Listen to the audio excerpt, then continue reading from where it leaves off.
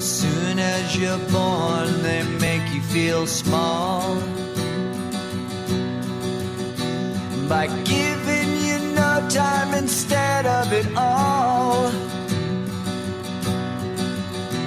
Till the pain is so big you feel nothing at all. Bueno, en primer lugar os quería comentar la motivación que desde Joves de Esquerra Unida y desde Esquerra Unida de ELA tuvimos para organizar esta charla. Creemos que es un momento donde nos parece esencial hablar sobre la lucha de clases, en un momento donde se evidencia que el 1% de la población está dominando y está haciendo leyes contra el 99% contra la mayoría social. Sin más, os dejo con el compañero Jaime, que os va a pasar a intervenir con la conferencia. Muchas gracias. Hola, buenas. Muchas gracias por invitarme a asistir. Espero ser lo más interesante posible la charla. Perdonadme porque estoy un poco resfriado hoy, un poco enfermo. Pero bueno, a mí la verdad es que me interesó mucho cuando me plantearon dar esta charla. Nunca había tratado este tema tan directamente. Se había dado charlas sobre sociología del trabajo, sobre cuestiones políticas, sobre república, sobre distintas políticas económicas que hemos planteado de Izquierda Unida o desde el PC, pero nunca había dado una charla directamente sobre lucha de clases. Y en gran manera porque hemos vivido durante varias décadas escondiendo muchos de nuestros conceptos, ¿no?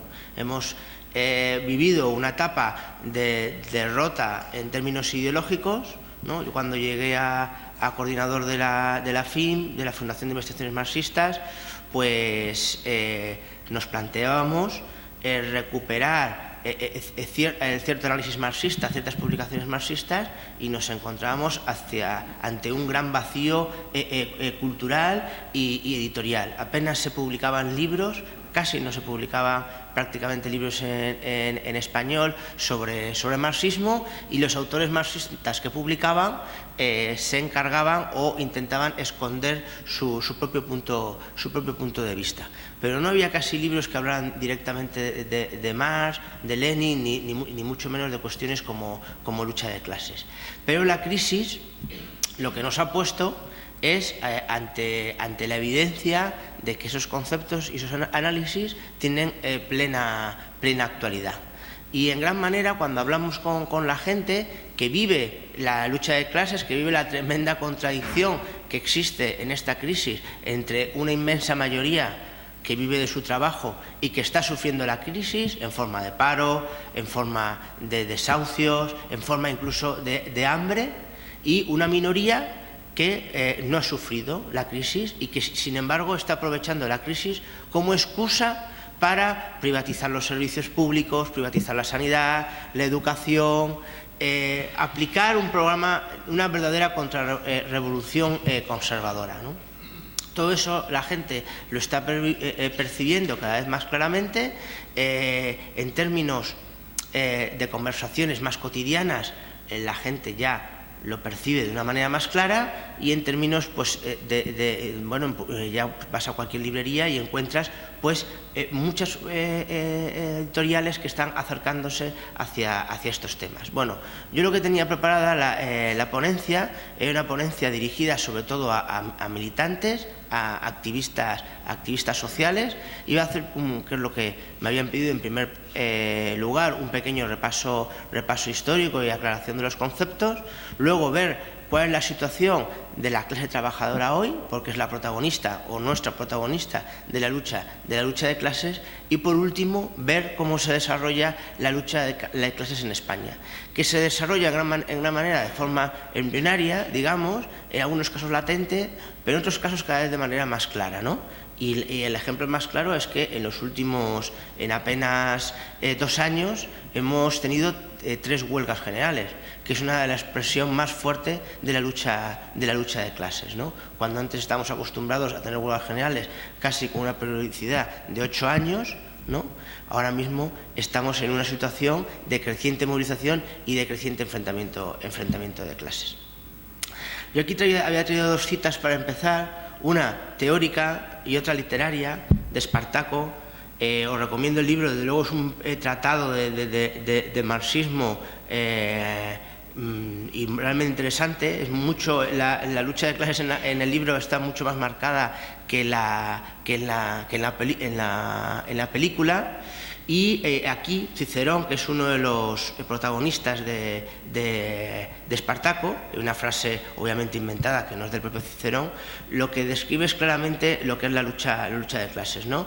Todo en su conjunto es una sola guerra, una guerra ininterrumpida, vergonzosa, una interminable guerra librada entre nosotros y nuestros esclavos, una guerra silenciosa, una vergonzosa guerra de la que nadie habla y que los historiadores no desean registrar. Tenemos miedo de dejar constancia de ella, miedo de mirarla, porque es algo nuevo sobre la tierra. En general, todo el planteamiento marxista que sitúa la lucha de clases en el centro de la historia, en el centro del desarrollo histórico, fue en su momento pues un gran impacto y sigue siéndolo, porque es una guerra. Es un enfrentamiento que explica el desarrollo histórico, pero que, sin embargo, toda la ideología dominante lo que quiere es ocultarlo. ¿Por qué? Porque la clase dominante siempre es una minoría frente a las clases explotadas y solo pueden permanecer en el poder, solo pueden perpetuarse ocultando la realidad histórica, la realidad social. Si la gente conoce masivamente la realidad de la explotación, va a pedir cuentas a la minoría. Y esa minoría va a perder su posición privilegiada. Y solo mantiene esa posición privilegiada a través de una lucha ideológica constante y, en muchos casos, pues a través del recurso a la violencia, ¿no? Pero sí que, como se dice en esta cita, continuamente quiere ocultar la realidad de la lucha de clases y la realidad de la explotación, ¿no? Bueno, la lucha de clases, tal como la entendemos actualmente, entre la clase trabajadora, los que viven de un salario, y la gente que vive del trabajo de la mayoría, genera, es la contradicción principal que vive nuestra sociedad. Y es tal como se plantea del marxismo, es un freno incluso para el desarrollo de la propia sociedad. No es algo que el marxismo solo simplemente juzga éticamente, digamos, no es que lo juzgue como injusto, sino que lo juzga incluso como disfuncional a la propia sociedad. Cada vez vivimos en unas organizaciones del trabajo más socializadas, ¿no? En que cualquier producto requiere el trabajo de muchísimas personas en unos modos de producción cada vez más desarrollados, globales, internacionales, ¿no? Para traer un producto a España, incluso el producto más sencillo, pasa por muchísimas manos y, sin embargo, el poder y la riqueza cada vez se concentra en menos manos. Y eso lo que produce es una gran cantidad de problemas sociales e incluso pues una gran disfuncionalidad en el propio proceso de producción. Y lo que produce, en el resultado más claro, son unas crisis cíclicas como las que vivimos actualmente, ¿no?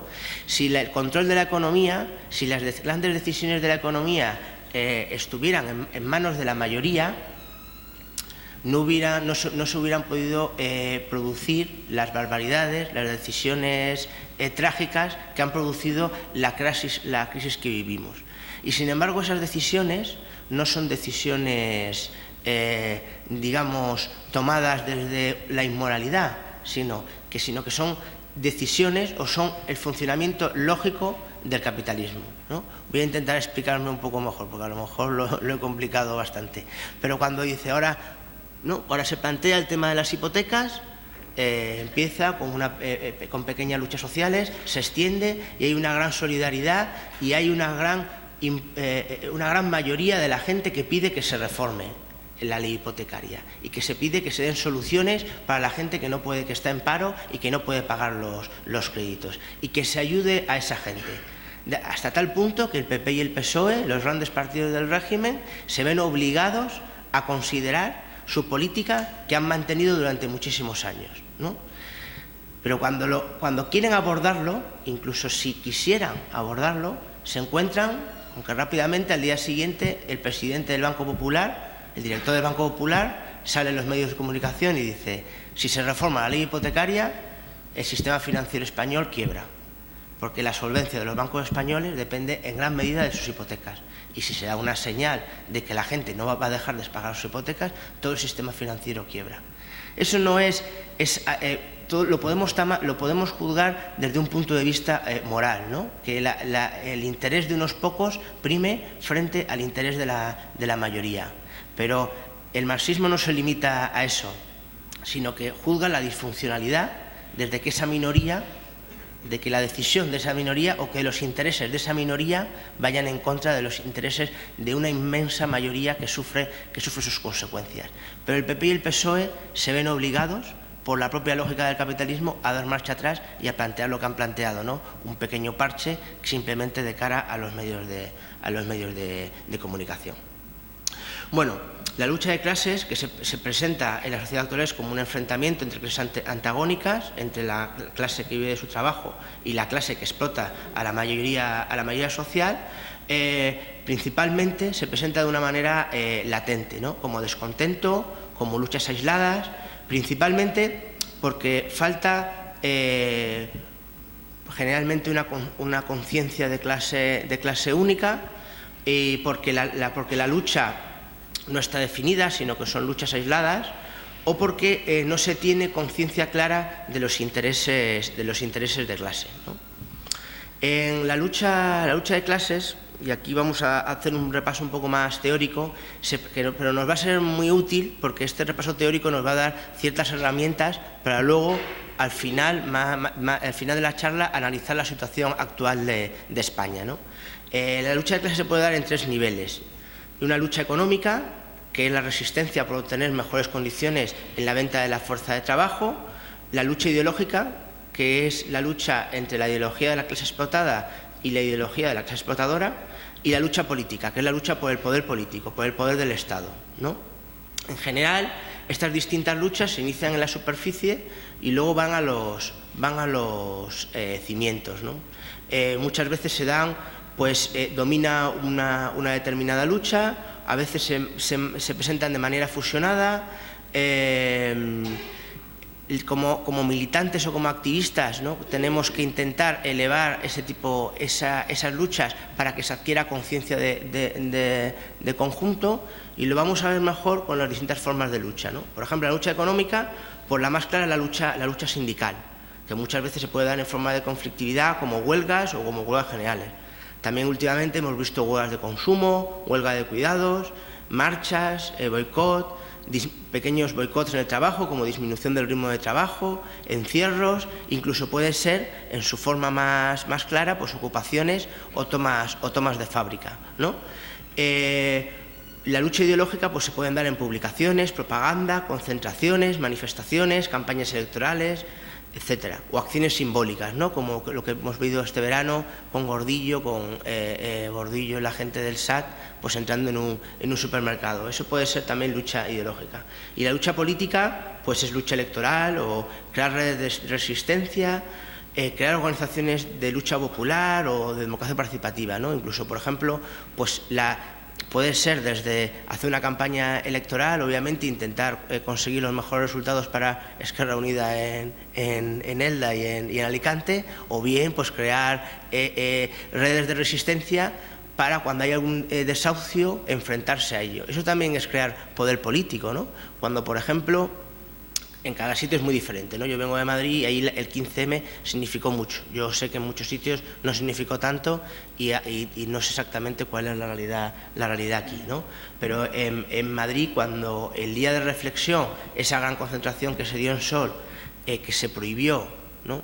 Y que todos los principales partidos del régimen, el PP y el PSOE, llamaron a desconvocarla, el Tribunal Constitucional dijo que es ilegal, pues cuando allá éramos pues decenas y decenas de miles de personas y dijimos que no íbamos a acatar la decisión del Tribunal Constitucional y que vamos a seguir ahí concentrados, pues eso también es crear un contrapoder, ¿no? O decirle no al poder político.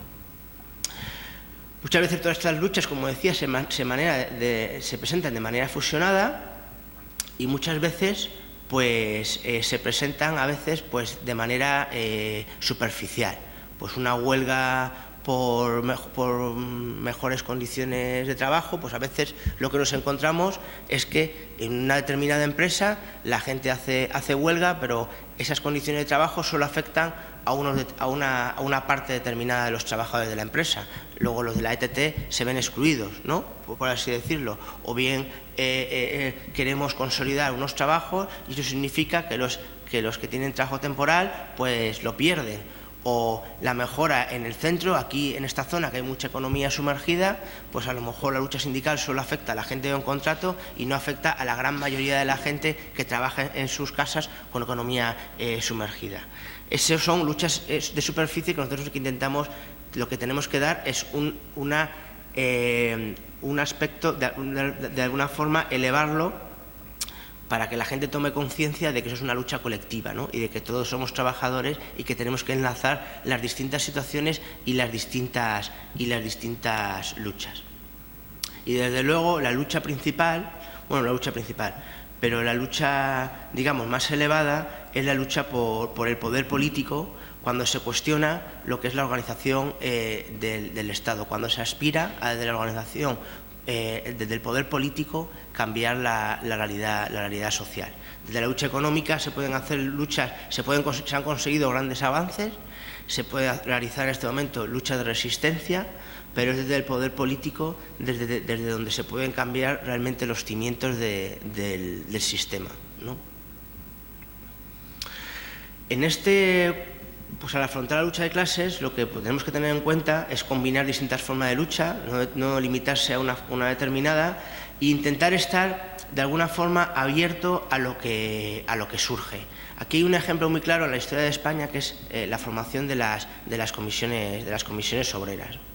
Cuando se forman las comisiones obreras en España, que fueron impulsadas en gran manera por el Partido Comunista de España y también por organizaciones cristianas obreras de base, ¿no?, la SOAC y las Juventudes Obreras Cristianas, pero no fue un invento teórico, realmente fue una realidad espontánea que desde el Partido Comunista se observó, se analizó y lo que se intentó es dar un carácter consciente, generalizarlas y organizarlas. Y por eso triunfó. Antes el Partido Comunista había intentado formar la oposición sindical obrera, había organizado otras formas de organización obreras que habían fracasado. Y cuando vio una forma espontánea de lucha, pero que no se limitó a trabajar en esa forma espontánea, sino extenderla y elevarle en su conciencia. Hay que estar abierto a la aparición de nuevas formas de lucha y, sobre todo, siempre hacer un análisis que es una base del marxismo, que es el análisis concreto de la situación concreta dada. Es decir, hacer un análisis de la situación que existe en este momento histórico y en esta realidad concreta. Por ejemplo, pues aquí en ELDA, las distintas formas de lucha que hay, cuáles son las contradicciones que hay o cuáles son las demandas principales de la gente, cuáles son las luchas principales de la gente, y hacer un análisis lo más concreto, lo más detallado posible, ¿no?, para, como militantes, intentar trabajar lo mejor en esas formas de lucha. Cuando ya como organización política nos planteamos trabajar en la lucha de clases, lo que nos tenemos que plantear es una estrategia y una táctica.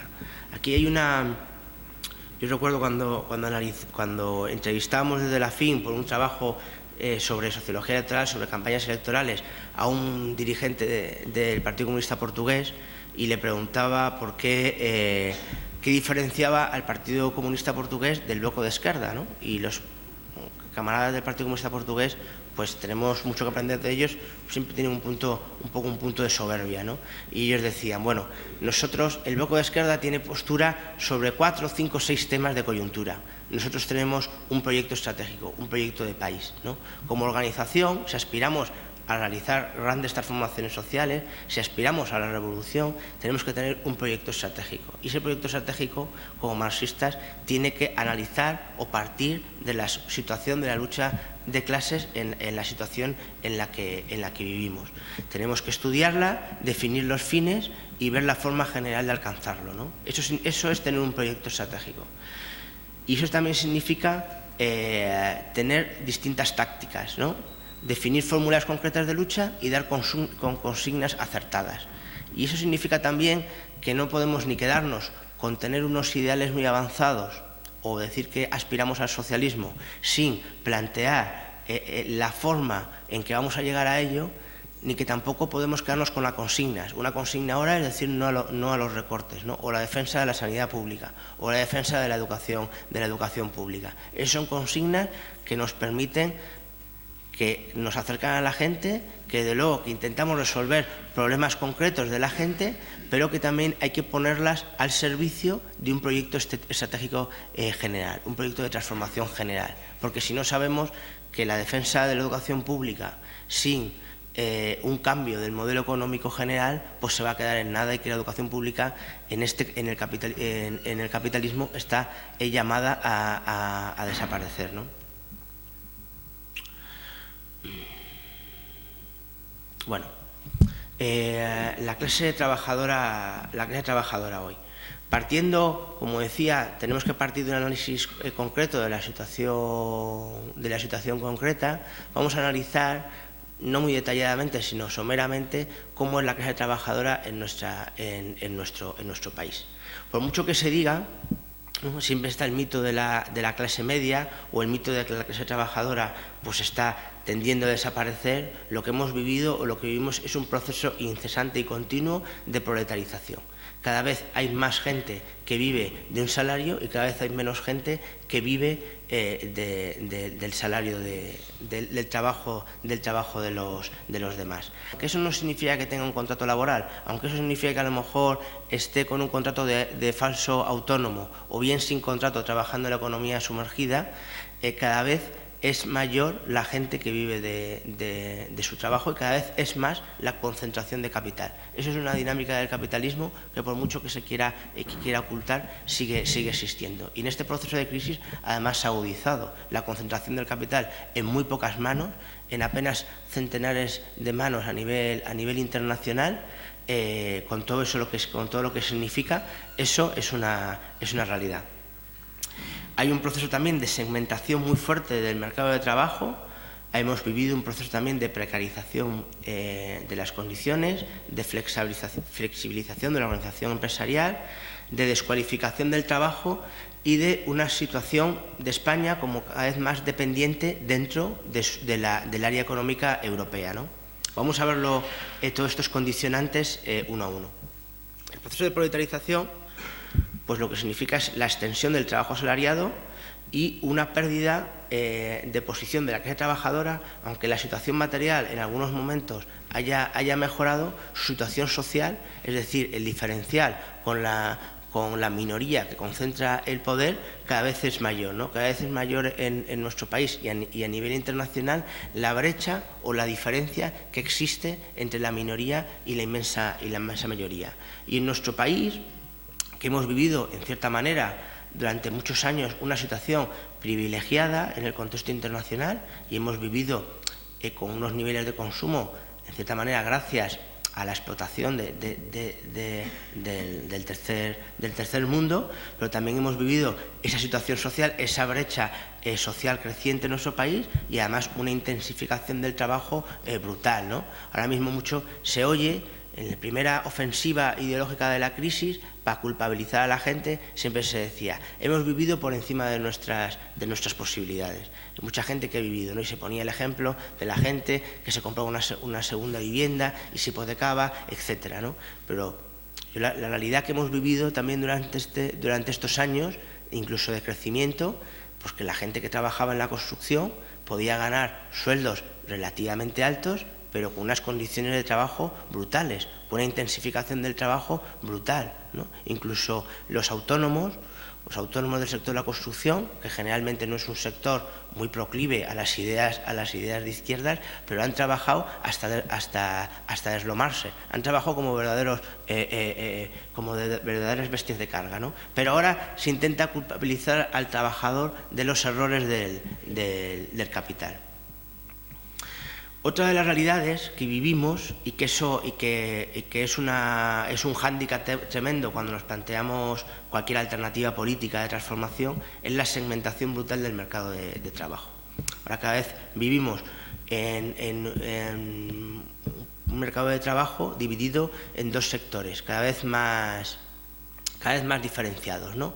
Una parte que antes era mayoritaria y cada vez es más pequeña, de empleos estables, con ciertas condiciones de trabajo, con normas, ¿no?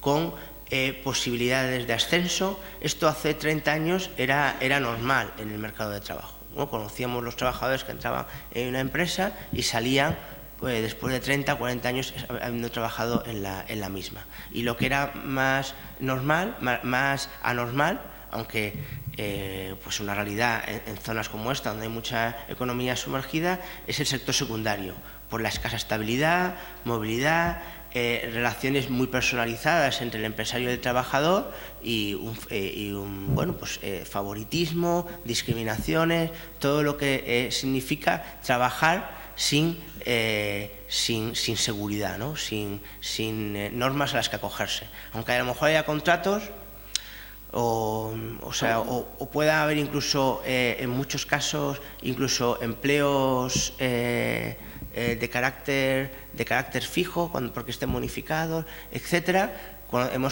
Conocemos, y cada vez está más extendido, el trabajador sin derechos, al trabajador que se le echa con una indemnización cada vez más pequeña, o el trabajador de economía sumergida que tiene que trabajar en las condiciones que se le marquen, sin ningún derecho a protestar. Esto que antes era minoritario, ahora cada vez se extiende más, y además está cada vez menos definido por las condiciones del trabajador. Siempre se culpabiliza al trabajador, se le dice tienes que formarte más, tienes que estudiar más.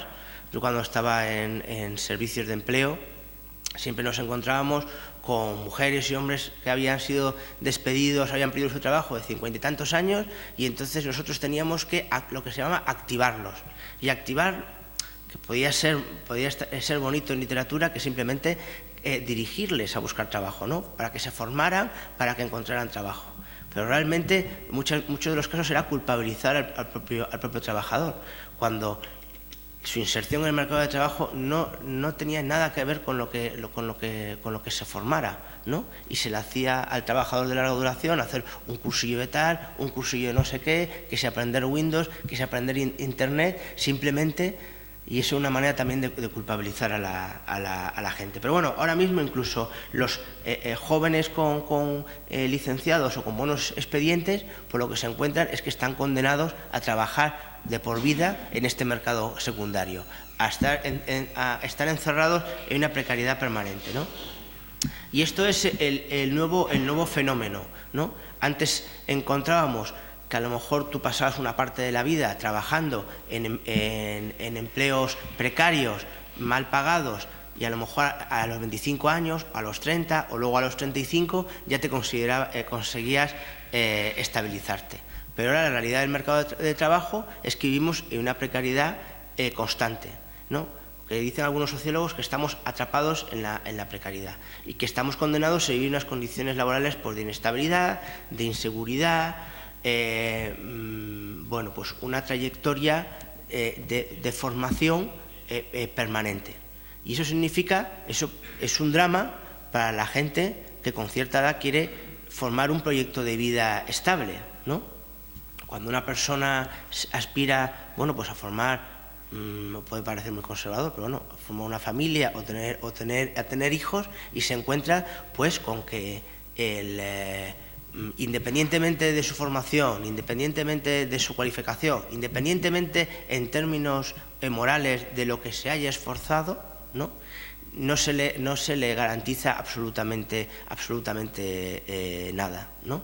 O incluso esforzado significa pues haber estudiado o haber estado trabajando durante muchísimo tiempo, ¿no? Toda la gente todos los jóvenes que dejaron los estudios para dedicarse a la construcción, o en el caso de hombres o mujeres que dejaron sus estudios para dedicarse al sector servicios, pues ahora se le criminaliza, ¿no? Como diciendo, bueno, es que era fracaso escolar, es que dejaron los estudios. Dicen, no, pero si tú desde la sociedad les pedías que consumieran, les pedías que rápidamente buscaran un trabajo. Ellos hicieron lo que la sociedad decía que estaba bien, buscaron un trabajo y se esforzaron muchísimo, con jornadas laborales muy altas.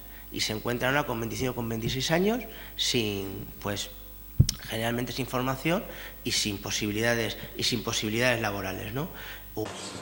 Pues eso es lo que han hecho a nivel internacional y eso nos ha puesto a los trabajadores en una situación de inferioridad, porque tenemos unos sindicatos preparados para trabajar en las grandes concentraciones industriales, pero no para trabajar en la pequeña empresa, y porque además los riesgos pues se relativizan. Eso con las grandes empresas públicas, con Iberia, es claro, lo que antes era Iberia, una gran empresa, se ha fragmentado en pequeñas, y cuando alguna da un problema los trabajadores se organizan y exigen mejores condiciones de trabajo, Iberia, que es la máxima accionista de esa empresa, corta la subcontrata y deja que esa empresa se arruine.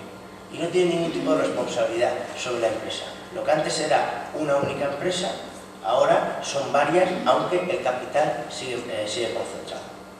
Bueno, voy a ir abreviando. No.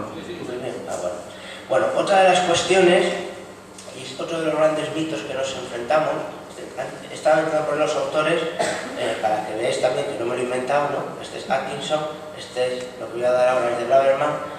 Atkinson es un sociólogo neoliberal, pero tiene la coherencia y la honradez de poner negro sobre blanco los planes del neoliberalismo, ¿no? Braverman, sin embargo, es un sociólogo autodidacta marxista. Y hay uno de los grandes mitos que nos ofrece el capitalismo, es que el trabajo cada vez va a estar más cualificado, ¿no? Cada vez se nos exige más formación. Y eso produce un gran nivel de frustración, sobre todo en generaciones como la mía, que han acumulado un porcentaje altísimo de licenciados universitarios, ¿no? Sin embargo, el alargamiento de los procesos de escolarización en España y en los países de capitalismo avanzado no tiene nada que ver con la cualificación del trabajo. Tiene que ver con todo lo contrario. Cada vez hay menos empleos y entonces hay cada vez un mercado más cada vez el nivel de competencia es mayor. Tenemos que competir más entre nosotros. Pero eso no significa que el trabajo esté más cualificado, todo lo contrario. El trabajo se descualifica porque es una herramienta del capital. Si los trabajadores realizan un trabajo monótono y cada vez más dividido, entonces cada vez son más fáciles de intercambiar y su capacidad de negociar el salario es menor. Sin embargo, como cada vez hay más paro y cada vez hay más jóvenes llegando al mercado de trabajo, y eso es una realidad que podemos ver simplemente con ver en las ofertas de trabajo de cualquier periódico, los niveles de requerimiento artificialmente son mayores. Y donde solo es necesario tener un módulo, se pide una licenciatura o una ingeniería. Donde no vas a hablar inglés en tu vida, te piden inglés y que tengas nivel avanzado. Donde realmente vas a ser un aprendiz y no vas a tener ningún tipo de responsabilidad, te exigen 2 años de experiencia. Son requerimientos falsos que no tienen nada que ver con el nivel del puesto de trabajo, que crean una competencia falsa entre los propios trabajadores. Y por el otro lado, lo que existe es una organización del trabajo que lo que tiende es a la descualificación, ¿no? Todo esto parece, pues nos puede recordar a la película de Charlotte, que hacía simplemente un par de movimientos mecánicos, pero en la actualidad, si vemos profesiones en teoría tan punteras como la informática, lo que vemos es que el trabajo de los informáticos cada vez se reduce más para que los trabajadores de la informática hagan las labores cada vez más pequeñas, se dediquen a programar y hagan el trabajo lo más mecánicamente posible. Y el trabajo creativo se concentra en unas pocas manos. Esos sí que son los que van a realmente cobrar sueldos grandes. Cuando va a haber una legión de ingenieros informáticos para hacer trabajos de gente que podía hacerlo alguien que tuviera un módulo, trabajos puramente mecánicos. Bueno. Luego, otro de los puntos que influyen en la situación de la clase trabajadora en España es la situación dependiente de España, ¿no? Una economía centrada en el sector, que ha desmantelado el sector industrial y agrario, concentrada en la construcción y el sector servicios, y una unión monetaria en que, bueno, pues entrado en una competencia a la baja en condiciones laborales. Todo esto, lo que nos encontramos es una clase obrera pues muy fragmentada, con distintas situaciones, muy distintos niveles de sindicación y también pues, problemas distintos, pero que podemos definir como tres grandes grupos. Una clase obrera industrial, que sigue existiendo, sigue siendo importante y sigue siendo generalmente vanguardia de las movilizaciones obreras, porque es la que más sindicada está. Un trabajador del sector servicios descualificado y un trabajadores profesionales, pero también con condiciones muy precarizadas, ¿no? Aquí nos encontramos cada uno de estos tres grandes grupos con amplias diferencias incluso dentro de ellos, pero que como militantes pues tenemos que intentar aunarlos en una lucha común. Dice, bueno, para ir terminando, yo creo que en 10 minutos. ¿Cuáles son las condiciones de la lucha de clases hoy? Bueno, pues tenemos que plantear varias preguntas. ¿Hay conciencia de formar una clase única por parte de la trabajadora? Pues obviamente no. ¿Hay un enemigo único y definido? Pues yo creo que está tendiendo a concentrarse por lo menos en torno a los bancos y al capital financiero. Eso es lo más positivo, ¿no? ¿Hay relación entre las luchas aisladas? Pues cada vez se está tejiendo más, pero todavía estamos bastante lejos. ¿Están definidos los objetivos de la movilización? Pues muchas veces no. Nos hemos encontrado, por ejemplo, en la última huelga, pues con muchos objetivos, ¿no? Y quizás nos faltaba un objetivo claro, ¿no? ¿O cuál es la forma de lucha dominante? Todo esto que nos hemos planteado en un principio, cuando hemos visto más o menos teóricamente cuál es el planteamiento de la lucha de clases, nos permite analizar en los tres planos cuál es la situación de la lucha de clases hoy. Por ejemplo, la lucha económica. Bueno, nos encontramos con una conflictividad laboral creciente, no solo con tres huelgas generales, sino con cada vez más huelgas y más conflictos laborales en los centros de trabajo, pero sin embargo con una participación sindical que se ha mantenido a pesar de la crisis, pero sin embargo pues el nivel de sindicación, el nivel de participación de los sindicatos pues es muy distinto por los sectores. Nos encontramos con un casi 25% de trabajadores en situación de desempleo que no pueden participar de las formas de lucha tradicionales, o sea que no pueden hacer huelga porque ni siquiera tienen trabajo. Y entre los jóvenes, bueno, se dice que el 50% de los jóvenes no tienen empleo, pero esa estadística tiene truco. Solo se refiere al 30% de jóvenes que están activos. Realmente al 40%. Realmente solo 1 de cada 5 jóvenes está trabajando. Solo 1 de cada menores de 25 años tiene trabajo. Además nos encontramos que al plantear luchas económicas, huelgas, pues hay un ejército de reserva, todo ese desempleo tira para atrás, ¿no? Ese chantaje o ese boicot sindical, que se hace a las huelgas, cuando la gente tiene mucho miedo a realizar huelgas porque sabe que es perfectamente intercambiable, que hay muchísima gente en el paro que está dispuesto a aceptar cualquier condición con tal de poder tener un salario, ¿no? Y luego nos encontramos pues, con colectivos con demandas muy diferenciadas, ¿no? Y luego sobre todo los tres grandes grupos, heterogéneos entre sí también, pero que sufren más las condiciones de trabajo, ¿no? Las mujeres, los jóvenes y los trabajadores migrantes. En la lucha ideológica, lo que llamamos ante la lucha ideológica, pues también hay una movilización social creciente, hay una recuperación de cierta conciencia de clase, se identifica a la banca como enemigo central, como decía antes, hay un cuestionamiento de la democracia representativa, lo cual no tiene por qué ser malo, porque nosotros lo hemos planteado siempre, pero en cierta manera eso lleva también a un discurso antipolítico. Y este discurso antipolítico, a grandes rasgos, sí que puede generar un motivo ideológico para formas autoritarias, ¿no? Cuando se denuncia la corrupción, muchas veces no se pone en el mismo saco al político que denuncia la corrupción del político corrupto. Y lo que se utiliza es eso para dar el poder a los corruptores, porque el corruptor muchas veces no aparece en los medios de comunicación, si os dais cuenta, ¿no? Está el político que pone el cazo, pero no está el constructor que se lo llena. Y todo este discurso antipolítico lo que dice en el fondo es: pasemos de intermediarios y pongamos al constructor a gobernar directamente, ¿no? Con lo cual desde luego no solucionamos absolutamente nada. Y luego hay un masivo discurso antisindical que aprovecha de los errores que han podido cometer los sindicatos, de la crítica que hemos realizado desde dentro a los sindicatos, para acabar con los sindicatos como instrumento central de resistencia de la clase trabajadora.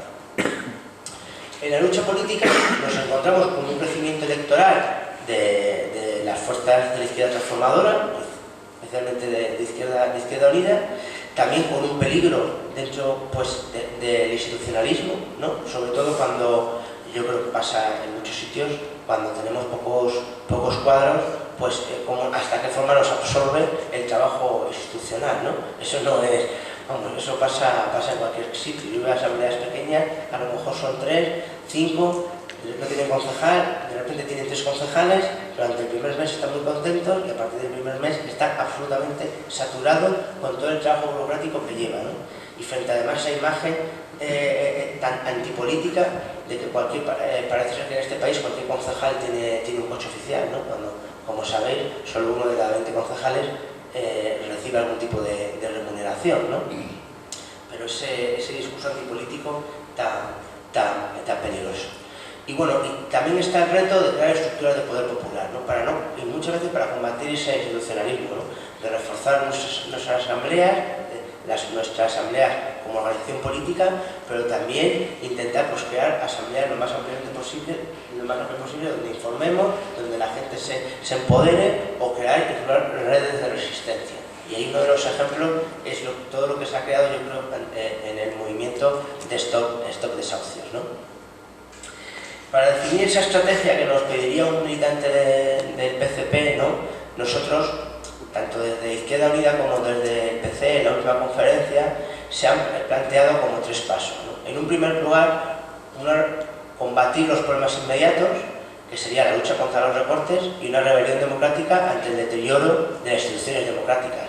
Curiosamente, a nosotros, que tanto hemos criticado los límites de la democracia actual, nos va a tocar defender las pequeñas conquistas que hemos conseguido, ¿no? Por ejemplo, los ayuntamientos democráticos, que fueron una gran conquista en el 79, que en gran parte, gracias al PP y al PSOE, se han convertido en nidos de corrupción, pero sin embargo son pues uno de los instrumentos de participación y una de las instituciones en que el poder político está más cerca de la gente. Nos va a tocar justamente a nosotros, que tanto lo hemos criticado, defender las pequeñas conquistas del 78. Pero nosotros no nos limitamos allí, sino que aspiramos a una transformación social potente. Si una Izquierda Unida se ha llamado Salida Social de la Crisis, o del PC se ha llamado Alternativa Social y Democrática Anticapitalista de la Crisis, que son planes de reforma amplias para el desarrollo de un modelo productivo al servicio de los intereses de la clase trabajadora.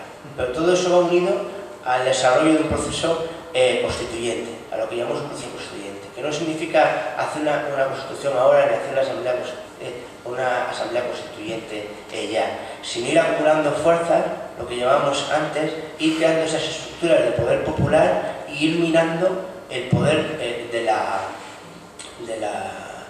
oligarquía financiera. Y eso se consigue también pues, gracias a una huelga general. Una huelga general es una forma de acumular fuerzas y de hacer un contrapoder. Una huelga general, el Partido Popular la define y las acusa de que son huelgas políticas. Dice, por supuesto que son huelgas políticas, en el mejor sentido de la palabra. Dice, pero no son huelgas ilegítimas. Lo que pasa es que ellos consideran que solo existe una legitimidad, que es la suya, porque han ganado las elecciones. Bueno, cuando pierden las elecciones también se consideran legitimados, ¿no? Ellos siempre están legitimados, pase lo que pase. Pero ellos se consideran legitimados porque han ganado unas elecciones. Y con el 33% del voto han conseguido una mayoría absoluta.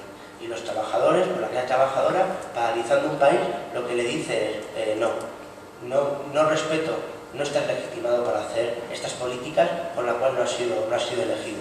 Y nosotros te pedimos que cambies tus políticas. Eso también es acumular fuerzas y crear un contrapoder en el camino de lo que es el tercer paso, del que no le perdemos la vista, pero todavía estamos lejos, que es el socialismo, ¿no? ¿Cuáles son los retos tácticos? Y ya voy terminando para que nos queda en los próximos tiempos. Pues los retos de la lucha económica, pues de luego plantear objetivos realizables, ¿no? Pues profundizar en la conflictividad laboral y extender la participación sindical, ¿no? Es muy importante. Yo creo que los sindicatos, principalmente comisiones obreras, sí que se están intentando abrir a esa gran masa de trabajadores que están fuera del mercado de trabajo. Nosotros tenemos que contribuir en ello, ¿no? Contribuir extendiendo la convocatoria social. Implicar en la lucha económica a los sectores excluidos del mercado de trabajo, pues a lo mejor con las huelgas de consumo, huelga de cuidados, e intentar enlazar los distintos intereses. En la lucha ideológica lo que se plantea pues, es profundizar en la movilización sostenida, recuperar lo máximo posible la conciencia de clase, identificar a la oligarquía financiera, a los bancos como enemigo central, un enemigo central que explota no solo a la clase trabajadora, sino a grandes capas de la burguesía media, y identificar la política como participación política, ¿no? Recuperar esa frase, la política es demasiado importante como para dejársela a los políticos. Nosotros que siempre hemos defendido la desprofesionalización de la política, lo que tenemos es que extender la democracia participativa y las líneas de participación política lo más ampliamente posible. Y luego una defensa del trabajo sindical de clase frente al ataque tan brutal que está sufriendo actualmente.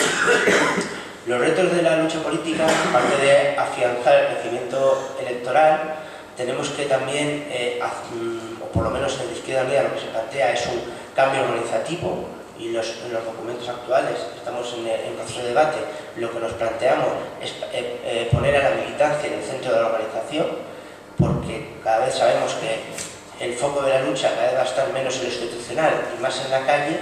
También el centro de nuestra actividad tiene que estar cada vez más en la militancia. Y extender y apoyar todas esas estructuras de poder popular que en germen existen, ¿no? Desde las plataformas de afectados a las hipotecas, a las pequeñas asambleas de parado o a las asambleas populares que se están creando en algunas ciudades. Estas formas de autoorganización de la clase y son muy interesantes, y es un ejemplo claro el de la plataforma de afectados a las hipotecas. Creo que estaba en una charla en Atenas y preguntaban a Rafa Mayoral, que posiblemente le vayáis a traer dentro de poco, ¿no? Y le preguntaban, bueno, ¿y vosotros ayudáis a la gente desahuciada? Y él decía, no, todo lo contrario. Es la gente desahuciada la que se autoorganiza y se ayuda a sí misma. Nosotros somos abogados que participamos de eso. Y esa es la gran diferencia entre la caridad, no es la gran diferencia de robar comida y repartirla, que autoorganizar a la gente para que se empodere. Y la gente que dirige la PA ahora no son gente solidaria, son gente que ha sufrido el drama de los desahucios, se han autoorganizado y han creado una estructura para ayudar a gente y para sensibilizar sobre un problema y para ayudar a gente que ha sufrido el mismo problema que han sufrido ellos. Es una estructura de poder popular en germen. Y ahora sí, os enseño, podéis creer que es la última diapositiva. La forma en que nos hemos dotado para ello del PC y de Izquierda Unida es la creación de lo que hemos llamado un bloque social alternativo.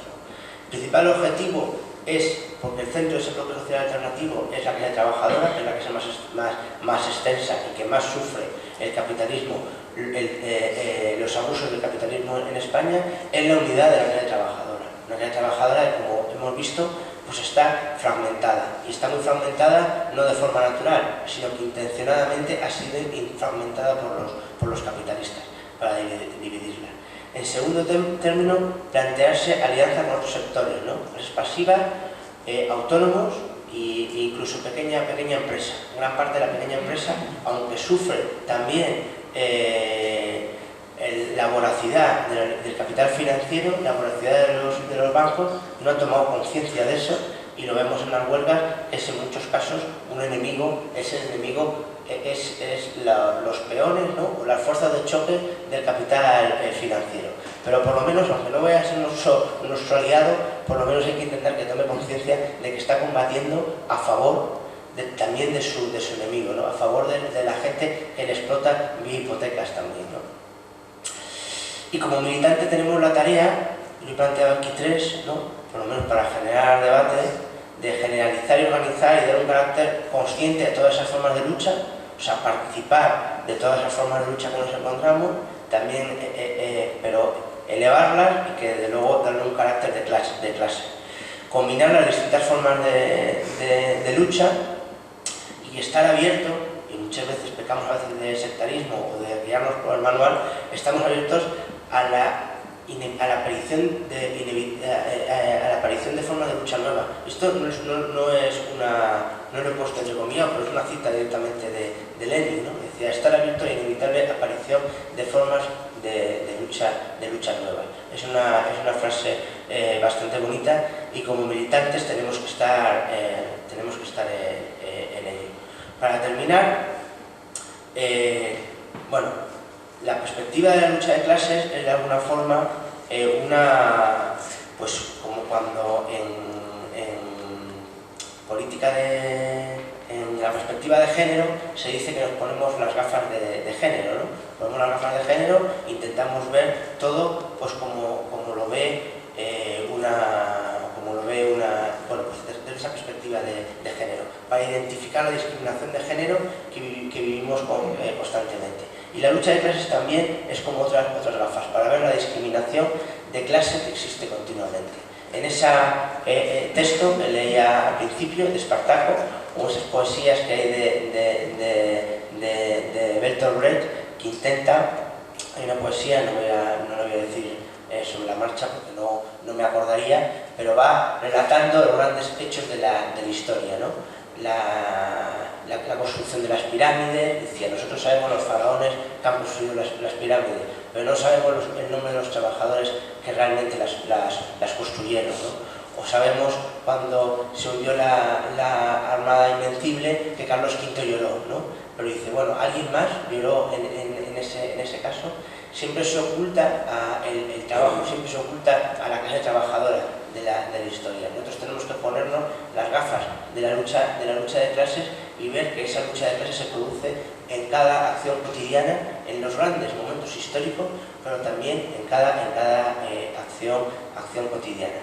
Y estar, desde luego, atentos y presentes en todas las luchas. Y ahora voy a acabar con otra cita que está, si me la sé mejor, pero de Dorian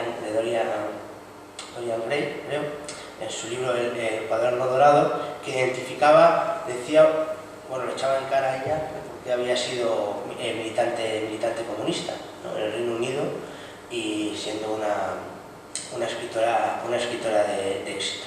Ese libro, en cierta manera, iba relatando su militancia comunista. Y bueno, aunque no todos somos comunistas, creo que vale para todos los militantes de izquierda la anécdota, y decía,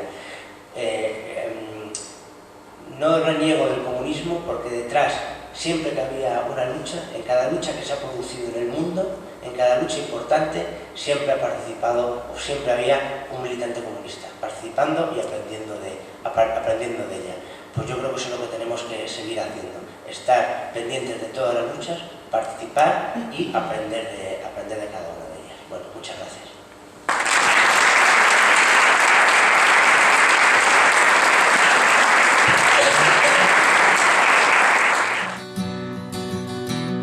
As soon as you're born, they make you feel small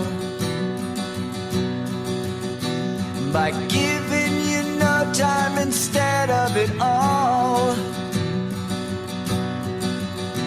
till the pain is so big you feel nothing at all.